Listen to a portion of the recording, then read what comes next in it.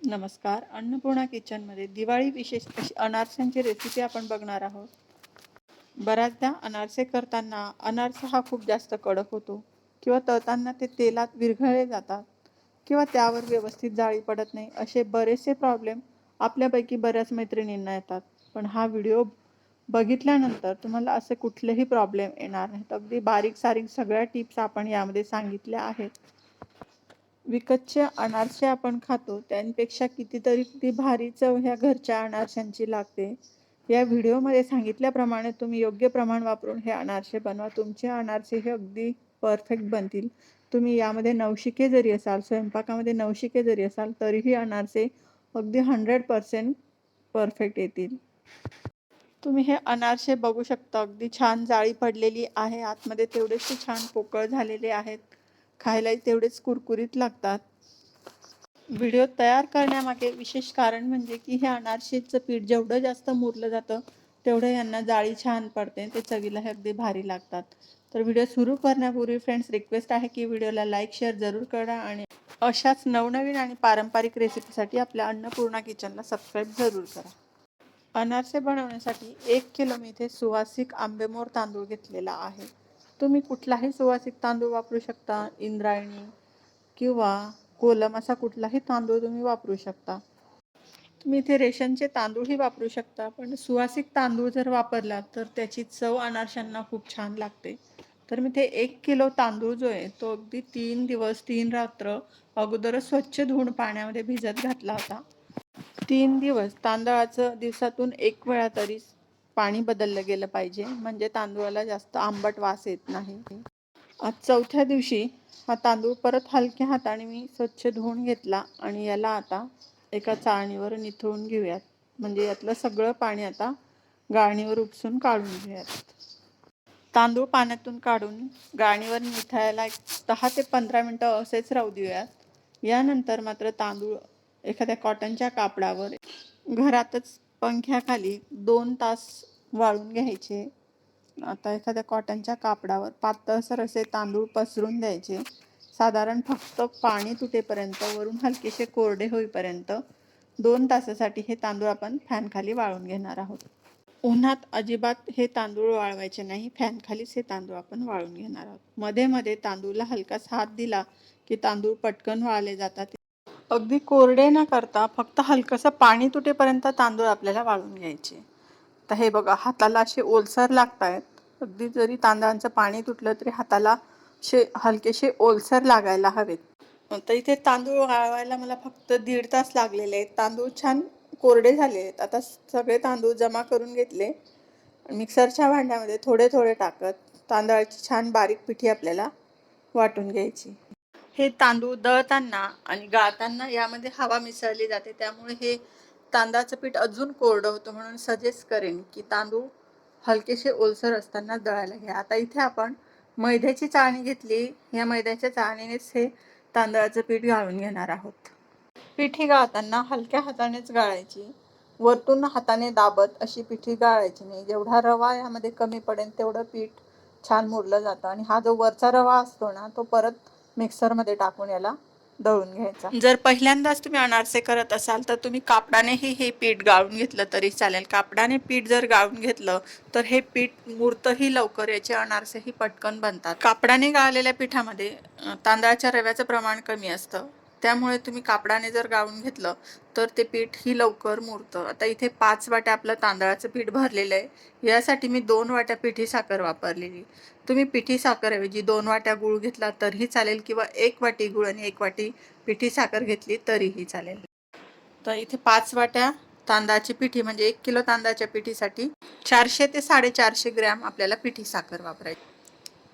आता वितळून घेतलेलं 1 वाटीभर तूप आपण घेतलं. एकच वाटीचं प्रमाण इथे ठरवून आपण घेतलेलं आहे. आणि एका वाटीपैकी अर्धी वाटी तूप आपण सुरुवातीला घातलं.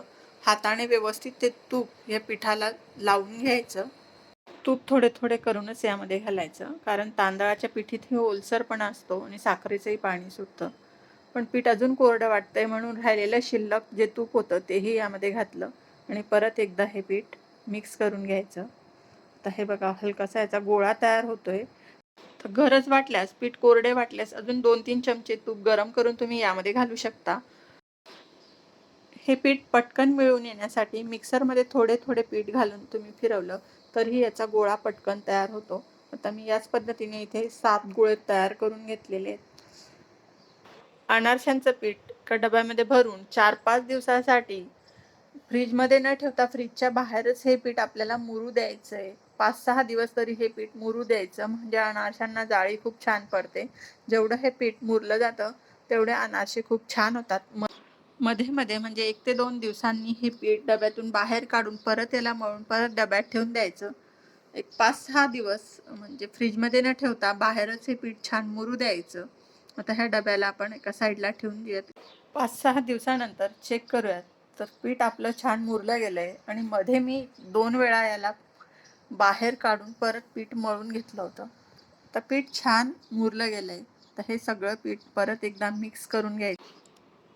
आता हे पीठ बघा तुम्ही मुरल्यानंतर हाताला छान मऊसूत लागते आणि छान पेड्यासारखं सॉफ्ट हे पीठ बनतं. तर परत मी एक 5 मिनिटं ह्या पिठाला मळून घेते.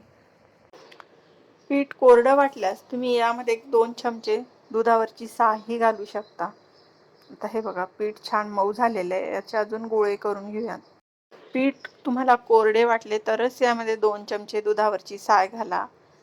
नाहीतर हे पीठ परत पातळ होण्याची शक्यता असते. म्हणून लागेल तेव्हाच आणि थोडेच तुम्ही यात दुधाची साय मिसळा. आता याचे 4ही गोळे करून घेतले. यातले 3 गोळे मी बाजूला साईडला ठेवून देते. यातल्या एकच गोळ्याचे आता मी अनारसे करून दाखवते. आता हे जे गोळे आपण बनवून ठेवले, आता यानंतर तुम्ही फ्रीजमध्ये ठेवा आणि साधारण महिना ते 1.5 महिना हे जे अनारसांचं पीठ आहे ते जसंच्या तसं राहतं. उलट ते जेवढं मुरलं जातं तेवढे अनारसे छान बनतात. ते अजिबात खराब होत नाही. आता एकच जो गोळा घेतला होता त्यातला थोडासा आपण गोळा घेतला. हातावर हलकासा याची गोळी करून पाहायची आणि यावर दोन्ही बोटाच्या सहाय्याने अनारसा थापून पाहायचा. तर ह्या अनारशाला हलकेसे क्रॅक जातात. म्हणून यावेळेस मी काय करीन, अगदी थोडंसं चमचाभर दुधावरची साय घेईल. एक अर्धा चमचा दुधाची साय मी यामध्ये घातली आणि ह्या पिठात ही दुधावरची साय मिसळून घेतली. दुधाच्या सायऐवजी पिकलेल्या केळाचा अगदी चमचाभर गर चांगला मॅश करून घ्यायचा आणि तोही या पिठात मिसळला. त्याने हे अनारसे खूप छान येतात. पिठाला छान बाइंडिंग येतं. पण केळ मिसळल्यानंतर लगेचच तुम्ही त्या पिठाचे अनारसे करायला घ्या.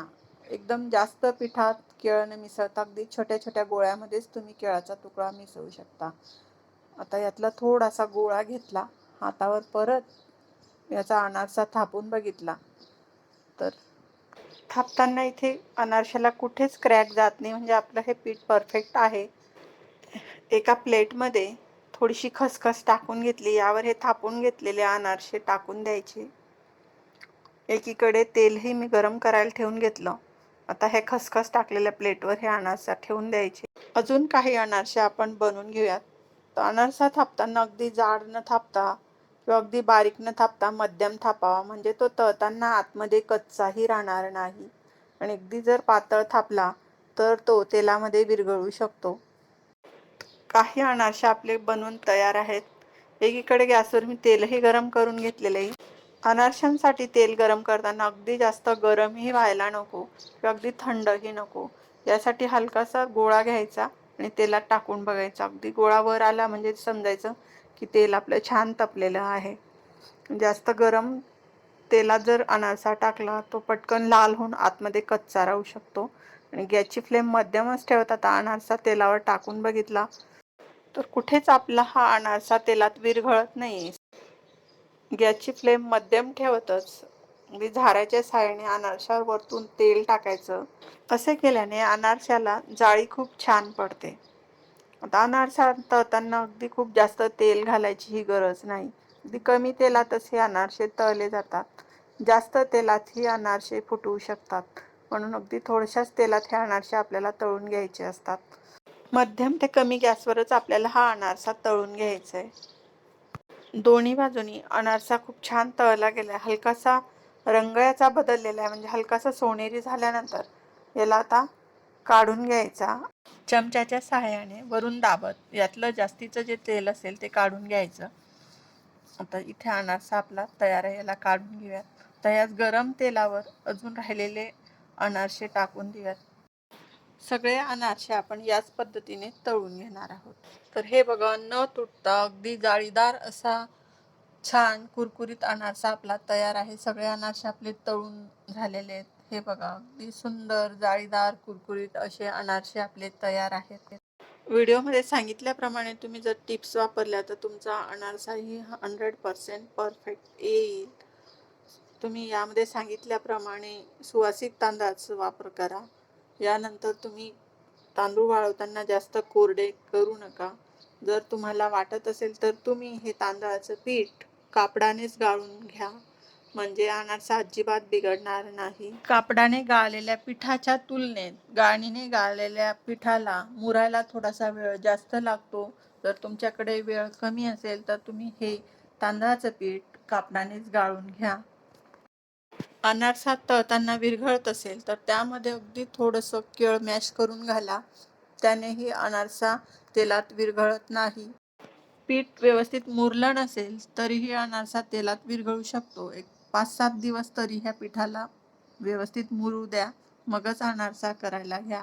तुमचाही अनारसा असाच परफेक्ट येईल. व्हिडिओ आवडला असेल तर व्हिडिओला लाईक शेअर जरूर करा. नवनवीन व पारंपरिक रेसिपीसाठी आपल्या अन्नपूर्णा किचनला सबस्क्राईब जरूर करा. बाजूचं बेल आयकॉन बटन दाबायला विसरू नका, जेणेकरून कुठलाही व्हिडिओ अपलोड केल्यानंतर याची लिंक तुमच्यापर्यंत पहिले पोहोचेल. व्हिडिओ पूर्ण पाहिल्याबद्दल आपले आभार. धन्यवाद. Thank you friends.